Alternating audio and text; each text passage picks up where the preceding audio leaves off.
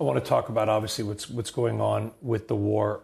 Oil touching $100 a barrel, U.S. traded oil touching $100 a barrel. It's the third time only it's happened in the last 10 or so years. We saw it shortly after the Russia invasion of Ukraine as well. Are there any tools that you, Treasury, the president can or will use outside of the SPR and the global coordinated release to mitigate higher prices and impacts from the war? Well, again, it'll depend on the duration of the conflict, and President Trump has made it clear that his goal is to degrade and destroy the capabilities, the military capabilities of the regime, to destroy the Navy, which is done, the Air Force, which is done, and now the bombing campaigns are going after the factories so that they cannot recreate these things. And we want to destroy the Iranian ability to project power outside of their borders. And, Brian, Iran was the head of the snake for global terrorism everywhere. Whether it was through their proxies or, there were Iranian Guard members in Venezuela. There's Hezbollah in Colombia. They're interacting with Cuba.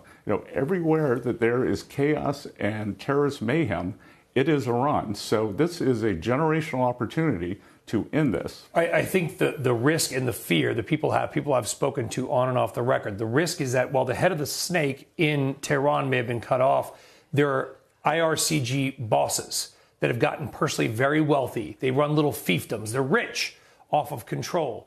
And there's nothing to stop them from having a rocket-powered missile shooting it at a supertanker.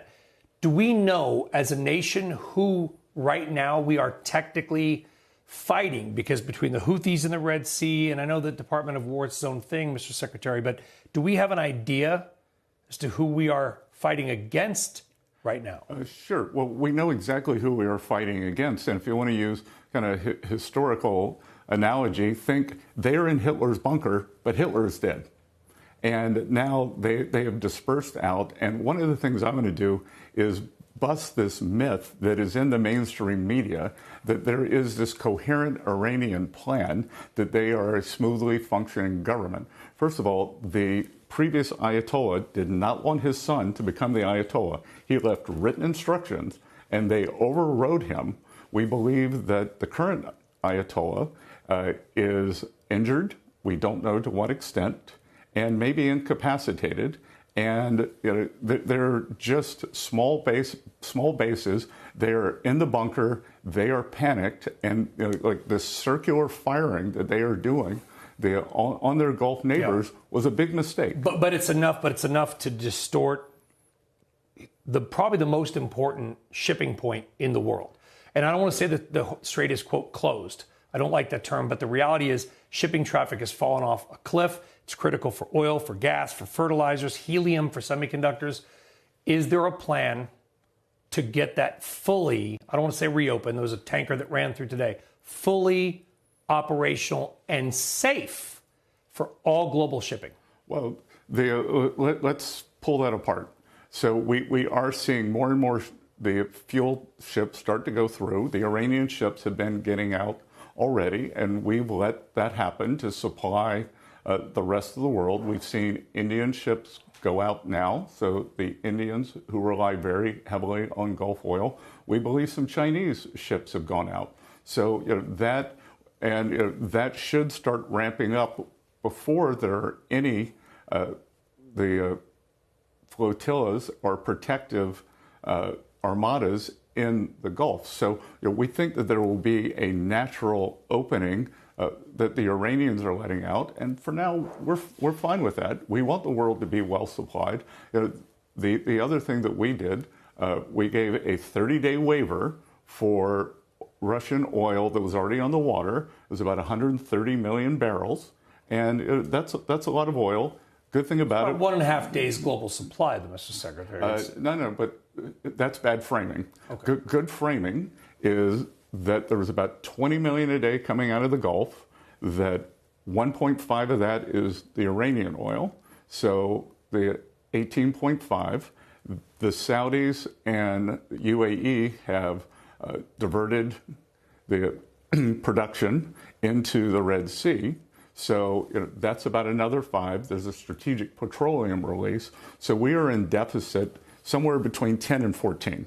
Okay. I was going to ask you, because this is the old hedge fund manager, Treasury Secretary coming out, counting those barrels. In your math, because everybody has different numbers, how many barrels of oil do you really believe, your office, you personally, the president, believes that we are short in the world right now? Well, it looks like the deficit is about 10 or 14, and that's before any of the ships are coming out of the straits.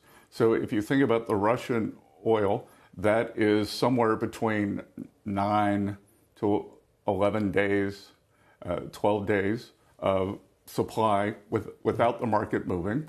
There's Iranian oil that's out in the water right now, about 140 million barrels. The Saudis, they have supplies stored around the world that they can release. And then the global SPR release, largest ever, it was 400 million barrels.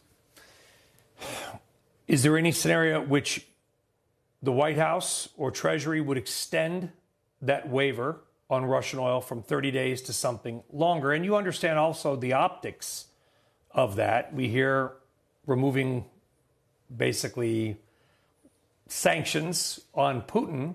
People react to that. Well, Brian, which is more?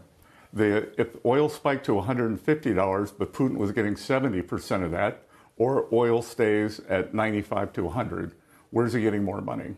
If it spikes to 150.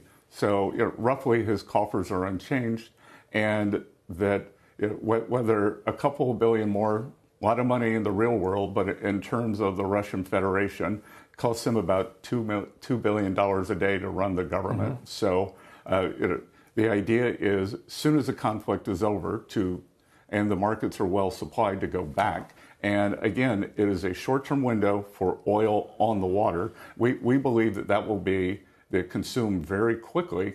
And Brent, the other important thing to know is that oil was going to China. They were going to consume it anyway. It was just backed up. Yeah. And so by unsanctioning it, it can go to Malaysia, Singapore, India. The Indians have bought quite a bit. So it can go to alleviate the shortage, because most of the oil from the Gulf does in fact go to Asia.